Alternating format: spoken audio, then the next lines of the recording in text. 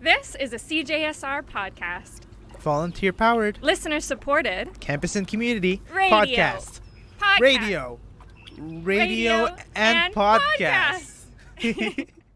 And art is all about sharing ideas and building upon ideas, right? So food can also be seen as art.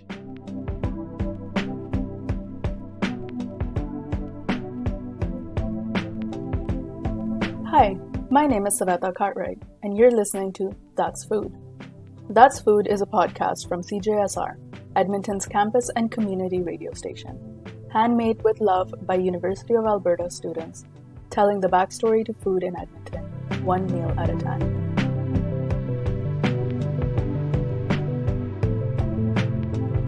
A few months ago, New York Times Cooking posted a picture of Nanaimo bars on their Instagram page with the caption, "Canadians, this one's for you." Canadians didn't like what they saw, and the post, along with our opinion of it, quickly became national news. A commenter wrote, "We didn't speak to Canadians, but here's a story about Canada." This reminded me of similar instances with other foods. So I wondered if Nanaimo bars can be appropriated. To explore this, I interviewed Dr. Helen Vallianatos. Dr. Vallianatos is the Associate Dean of Students as well as a professor in the Department of Anthropology at the University of Alberta. Her research focuses on the topics of food, gender, body, and health.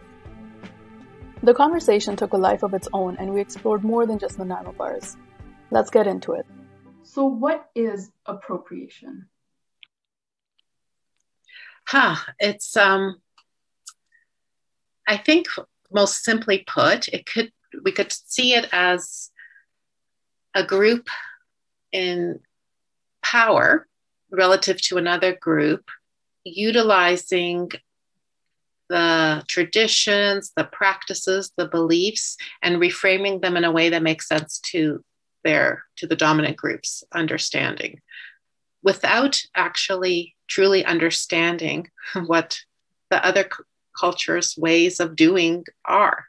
So they just take pieces, for example, and apply them in a way that makes sense to their own ways of thinking.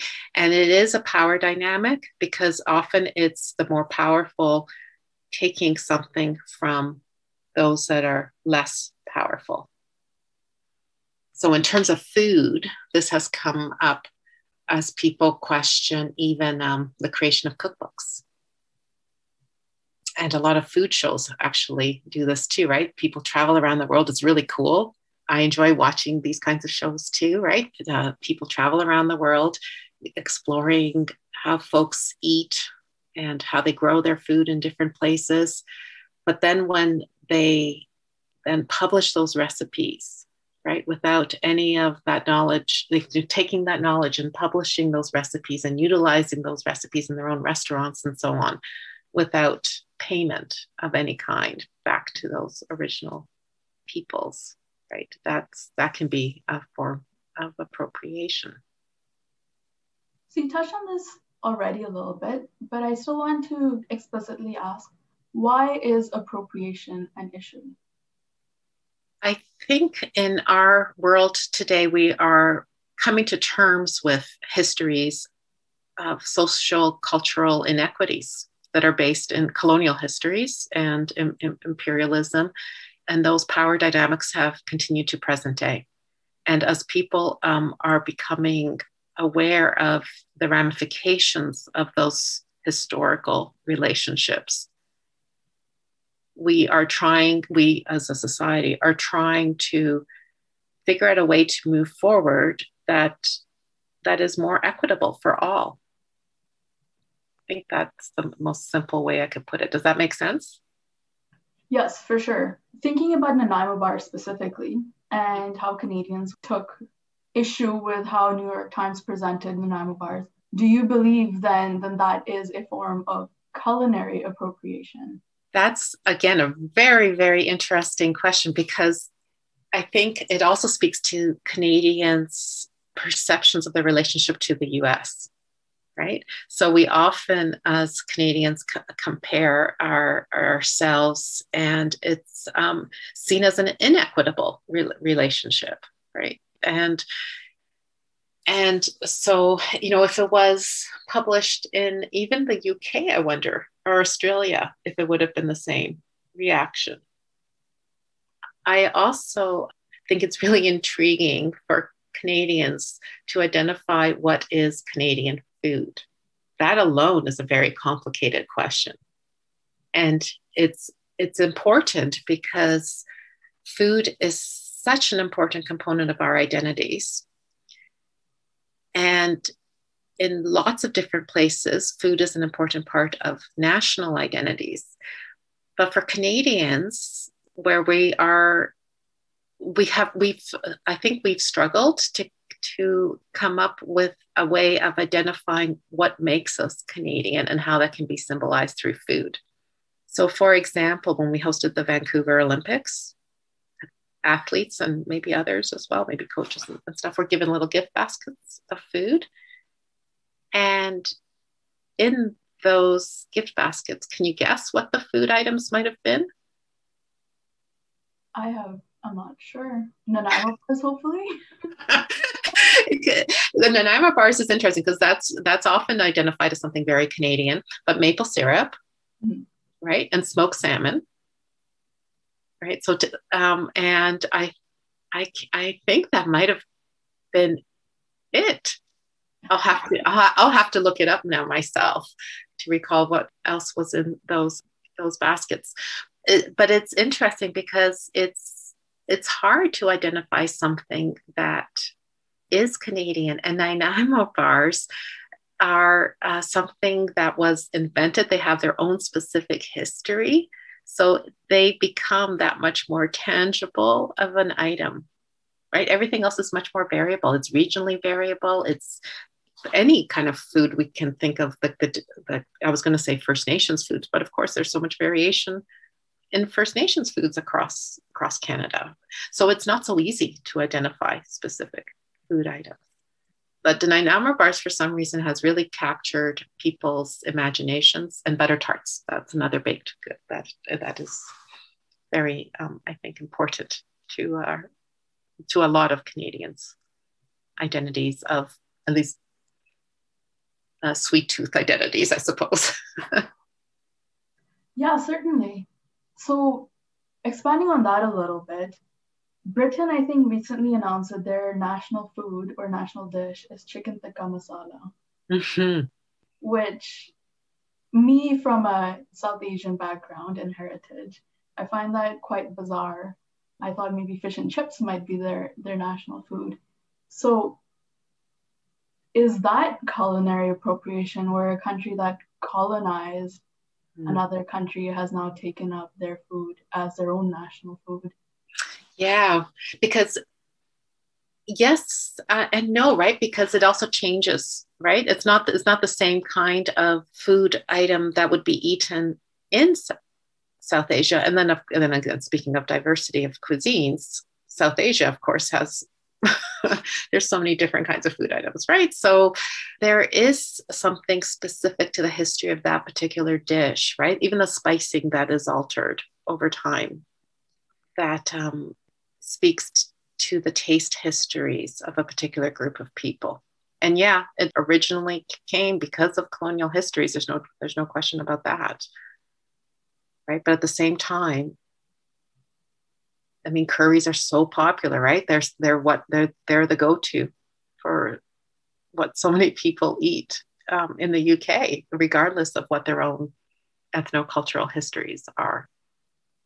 So circling back to what I had said earlier about the people that travel and learn about food in other places, and then suggesting that is a form of appropriation. But this is debated, because we could see these traveling chefs or food blog people or whatever their work lives are as artists. And art is all about sharing ideas and building upon ideas, right? So food can also be seen as art, as people create new tastes. And then, is it art or is it appropriation? Is a more complicated question. Absolutely. And that also begs the question, at what point does it go from being appropriated to being integrated, to being a unique dish? You mentioned that chicken tikka masala is effectively a unique dish to Britain. Yeah. Even though it came from, people who were colonized, moved to Britain, and then they created this dish, and now it's integrated. Some might say that this is a uniquely British dish. A lot of people might say it's appropriated. And we see that with other dishes as well, like pad thai. A lot of Western chefs are holding classes teaching people how to make pad thai who have no Thai lineage. They maybe went to Thailand once, and their version of pad thai is miles away from any pad thai you can possibly find in Thailand. So if it is barely reminiscent of the pad thai available in Thailand, can you call it pad thai? And yet, where's the role for food fusion, right? So it's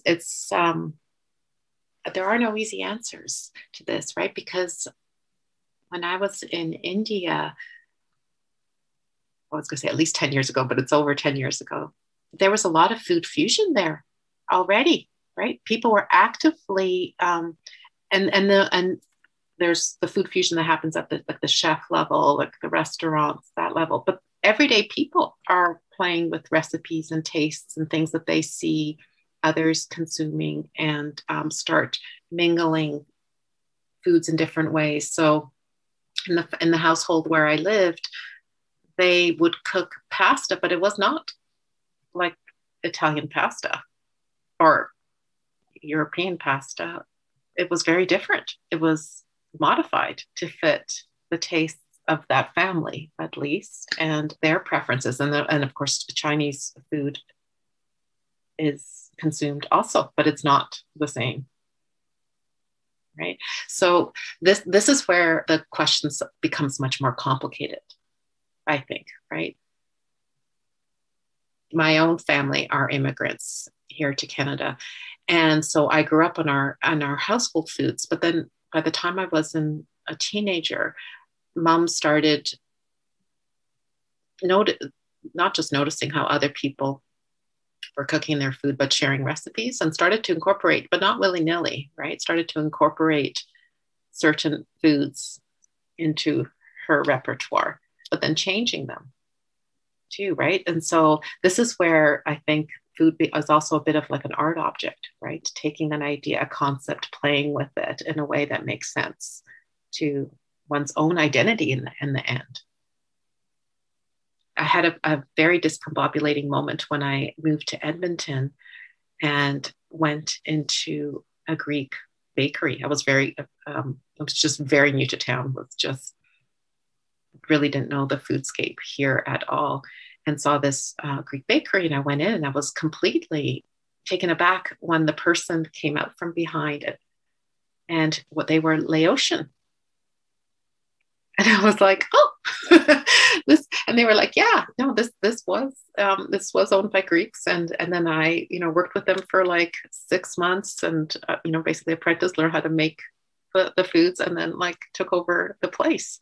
And I just thought in some ways that was beautiful, right? Like this is so cool, the way it was an awesome moment of one's expectations being challenged, right? But at the same time, showing how food can be so cool as a form of communication and across cultural identities and cultural boundaries. So there's no easy answers to your question, because I think it almost depends on the moment, the people's intent, right? And the way their openness in coming to food.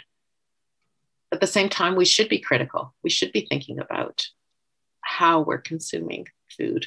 Are the people producing the food being compensated appropriately? Are the specialist foods sometimes that come from different parts of the world, are those people getting something back for sharing their food knowledge? So one thing that you mentioned was how when you went to India, you had pasta, but it was nothing like the European pasta. It was very much adapted to local tastes. previously asking you about what appropriation is. You mentioned that it is more of a power dynamic. So in case of pasta in India, what are the power dynamics? Do Indians hold the higher power, or do Europeans because they colonized to begin with? No, it's I wouldn't argue that Indians or back whenever pasta would have come would have had the higher power. That's almost more of an example of how globalization is more complex and multi-directional, really. So when people are focusing in on appropriation, it very much, as a concept, it very much does rely on power dynamics. And don't forget, those power dynamics will also shift over time too, just to further complicate the question, right?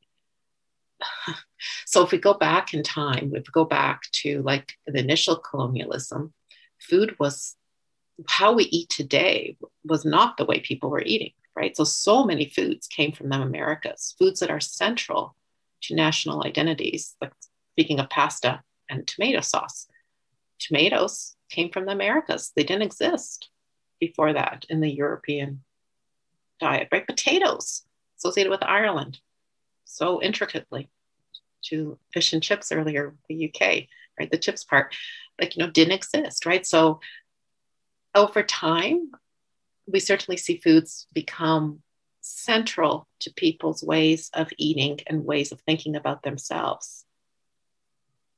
But if we step back and take a more long-term historical lens, it's very, very interesting to see how food can tell us something about power relations over time, and how they have sometimes changed over time. Sometimes they've just propagated those inequities, and they remain to this day. Yeah, those are really good points you bring up again. Mentioning tomatoes coming from the Americas. Now, when we think of Italian food, I think everyone immediately thinks of pasta and tomato sauce. Tomatoes came from Americas. Pasta came from noodles in China. That's the original pasta, and the Italians got the noodles from there and turned it into their own personal thing. So now it's their own, just like chicken tikka masala is very much British. So at what point, again, one wonders, does it go from appropriation to authenticity or appreciation? Yes. Authenticity is another very difficult concept to interrogate, and it's important to interrogate that as to what is authentic. There are no easy answers here, and it's also interesting how people have food can also be a key way that immigrants, people who at least do not have a high social status in their settlement country, can use food as a way to get a foothold. So a lot of immigrant communities set up like restaurants. Restaurants can be as a way to earn money in a way that is accessible to people. However, once again, typically people are changing their tastes, right? They're shifting the recipes to serve the needs of the people that are coming into the restaurant. And we see this over and over again with different ethnocultural cuisines. It really doesn't matter which one we're looking at. There are shifts that happen into what foods are served. So but you mentioned authentic, which is what made me think about this and go down this road. But there's also a group of people that look for what is authentic, right? So they're looking for restaurants that are not catering to the dominant tastes of their settlement country. And so that's an interesting tension too. Then what is authentic? And it also risks stereotyping the food that is being reproduced in these restaurants, whether they are so-called authentic restaurants or less so, right? Because inevitably, those ethnocultural cuisines are much more complex than what is being shared in a restaurant. So the ethics of eating quickly get very, very complicated here. But yes, there's going back to the power dynamics. Colonial. How we're not going to argue about. We're not going to debate the effects of colonialism. It's very clear that there were power dynamics there. So then I wonder, stretching the definition of authenticity and appropriation, are we appropriating our own food to benefit from our food to serve, again, a group with arguably higher power? Mm-hmm. I think there's been a lot of scholars writing about this and framing it more in terms of like the ethics or the morality of consuming, of consumption, not just of food, but of clothes, of art even, right? Of so many different practices, healthcare practices too would be another one. If people also, they're doing this because they know that they won't be able to sell their products if they don't change. They learn from experience, right? So, and the story is repeated over and over and over again with each different newer immigrant community that comes in. They might participate in things like heritage days, right? If they truly sold their very traditional things, they might not sell anything. So they have to figure out how to change things up for the next year when they go back. So there are power dynamics there, and even there are scholars who have written about foodies and the potential. Well, we can use the term foodies to simply mean like people that are very much enjoy food and are adventurous eaters and love to explore through food other ways of thinking and being. But some scholars have pointed out that a lot of people that have identified as foodies are also in a privileged social location. So who can experiment with food? Who has the privilege to experiment with food? Even within our houses, who can risk purchasing food, experimenting with it, and then tossing it if it doesn't turn out, as opposed to those that just cannot waste their dollars on something that might not be edible by the time they cook it.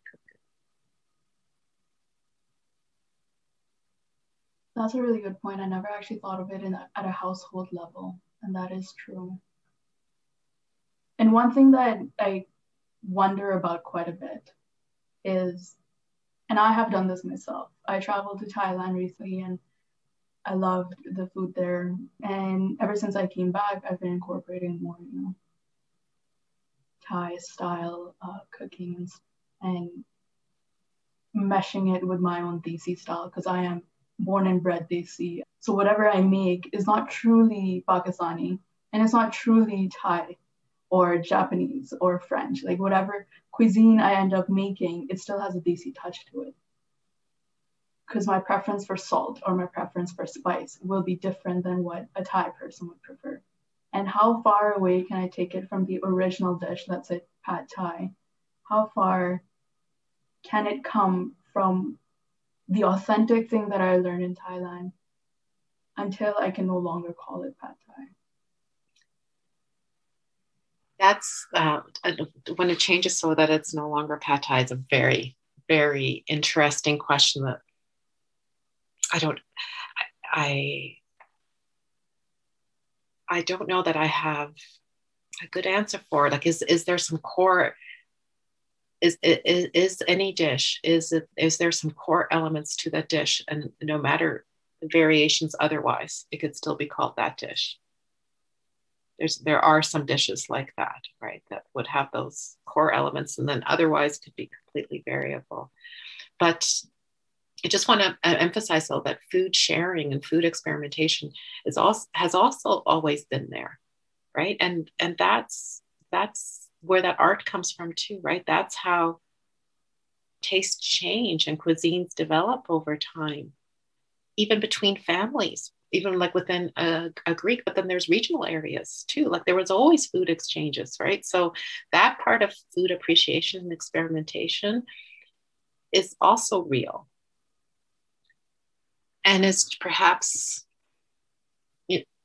always experienced through travels, like you mentioned, Marco Polo traveling and bringing back noodles earlier in the program.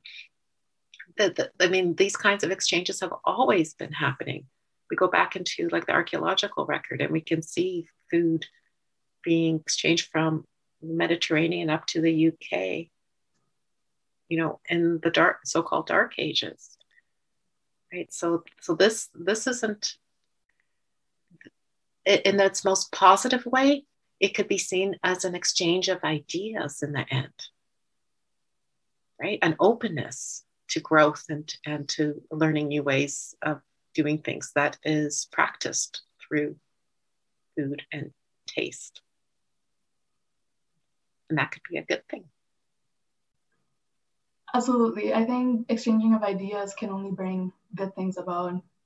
And food appropriation, appreciation, and authenticity is such a complex topic to discuss. I think, of course, perhaps the thing we should always go back to time and again is the power dynamic. I think if the powers are askew, then we're probably looking at appropriation and we should be more cautious. But if the powers are more balanced, it's probably appreciation. But what is authentic? That's still something that could be. Whole books have been written about this, and books have been written about food tourism as well. Right. So yes, the conversations could certainly continue. Circle back to Nanaimo bars now. I had asked a question originally, can Nanaimo bars be appropriated? We've had an incredible conversation, but maybe after all this after this hour, I would ask you again, can Nanaimo bars be appropriated? I would love to hear what people listening would think about that, because I wonder if it isn't even the standpoint, like the original people that invented Nanaimo bars, what would their answer be versus the people from Nanaimo, BC today, versus people from BC versus people from Canada, right? I'm sure there's Canadians that have never tasted a Nanaimo bar. They must be out there. There must be some, right? So like, is it the New York Times? If it had been published somewhere different, like, would there be the same reaction? So I think all of those things really need to be thought about. It's not so easy. It's not black and white, just in this case. So there we have it. We started with Nanaimo bars and took a short trip around the world. For That's Food, I'm Saveta Cartwright, where I leave you with more questions than answers. Today's episode was produced by me, with the help from the That's Food team. Thank you to Dr. Vallianatos for speaking with us. Our music is by Doug Hoyer. You can find all of our episodes on Apple Podcasts and Spotify, and on our website, that'sfood.transistor.fm. You can contact us at that'sfood@cjsr.com. We are That's Food CJSR on Facebook and Instagram. That's Food is produced at CJSR in Edmonton on Treaty 6 territory. But is it food? That's food. That's food. No, Sorry, I didn't. Again, yeah, I'm not counting down. I'm not counting it down. Wait, It's we're too not much. counting?